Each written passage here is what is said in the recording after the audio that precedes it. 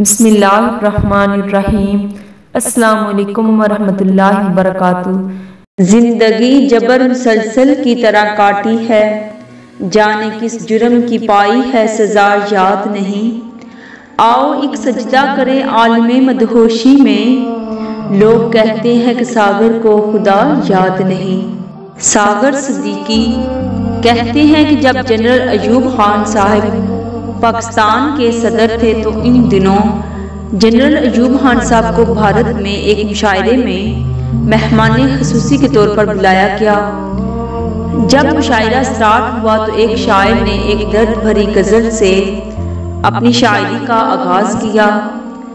جب وہ شاعر شاعری کر کے فارغ ہوا تو جنرل صاحب اس شاعر کو کہتے ہیں کہ محترم، جو غزل آپ نے سٹارٹ میں پڑھی بہت درد بھری غزل تھی، یقیناً کسی نے خون کے آنسوؤں سے لکھی ہوگی، اور داد دیتے ہوئے کہا کہ مجھے بہت پسند آئی ہے۔ تو وہ شاعر بولے، جناب عالی، اس سے بڑی آپ کے لیے خوشخبری اور حیرت کی بات یہ ہے کہ اس غزل کا خالق، اس کو لکھنے والا لکھاری یعنی شاعر آپ کے ملک پاکستان کا ہے۔ جب جنرل صاحب نے یہ بات سنی تو آپ دنگ رہ گئے، اتنا بڑا ہیرا میرے ملک کے اندر اور مجھے پتا ہی نہیں۔ جب آپ نے اس شاعر سے اس غزل کے لکھاری یعنی شاعر کا نام پوچھا تو اس نے کہا، جناب عالی، اس درد بھرے شاعر کو ساگر صدیقی کے نام سے یاد کیا جاتا ہے۔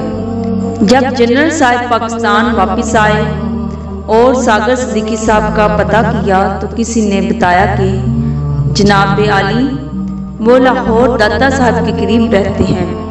تو جنرل صاحب نے اسی وقت اپنے چند خاص آدمیوں پر مشتمل وفد تحائف کے ساتھ لاہور بھیجا اور ان کو کہا کہ ساگر صدیقی صاحب کو بڑی عزت و تکریم کے ساتھ میرے پاس لاؤ اور کہنا کہ جنرل ایوب خان صاحب آپ سے ملنا چاہتے ہیں۔ جب وہ بھیجا ہوا وفد لاہور پہنچا تو انہوں نے اپنا تعارف نہ کرواتے ہوئے داتا دربار کے سامنے کھڑے چند لوگوں سے شاعر ساگر صدیقی کی رہائشی گاہ کے متعلق پوچھا تو ان کھڑے چند لوگوں نے طنزیہ لہجوں کے ساتھ ہنستے ہوئے کہا کہ کیسی رہائش، کون سا شاعر، ارے آپ اس چرسی اور بھنگی آدمی سے کیا توقع رکھتے ہیں؟ اور پھر کھڑے ان چند لوگوں نے اشارہ کرتے ہوئے کہا کہ وہ دیکھیں سامنے پڑا ہے۔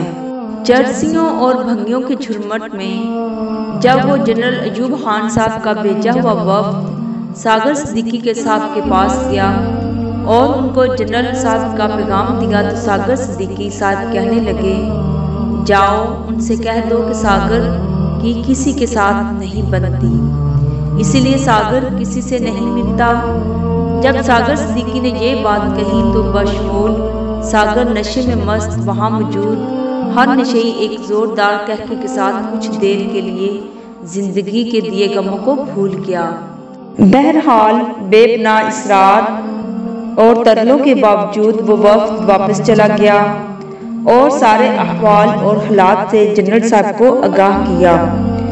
کہتے ہیں کہ جنرل ایوب خان صاحب پھر خود ساگر صدیقی صاحب سے ملنے کے لیے لاہور آئے اور جب ان کا سامنا ساگر صدیقی صاحب سے ہوا تو ساگر صدیقی صاحب کی حالت زار دیکھ کر جنرل صاحب کی آنکھوں سے آنسوؤں کی ایک نہ رکنے والی جھڑی لگ گئی، اور پھر انہوں نے ہاتھ بڑھاتے ہوئے غم سے چور اور نشے میں مست ساگر صدیقی سے جب مصافحہ کرنا چاہا تو ساگر صدیقی صاحب نے یہ کہتے ہوئے ان سے ہاتھ پیچھے ہٹا لیا کہ جس عہد میں لٹ جائے غریبوں کی کمائی، اس عہد کے سلطان سے کوئی بھول ہوئی ہے۔ ساگر صدیقی کی والد نے ساگر کی پسند کو یہ کہہ کر ٹھکرا دیا تھا کہ ہم خاندانی لوگ ہیں، کسی تندور والے کی بیٹی کو اپنی بہو نہیں بنا سکتے۔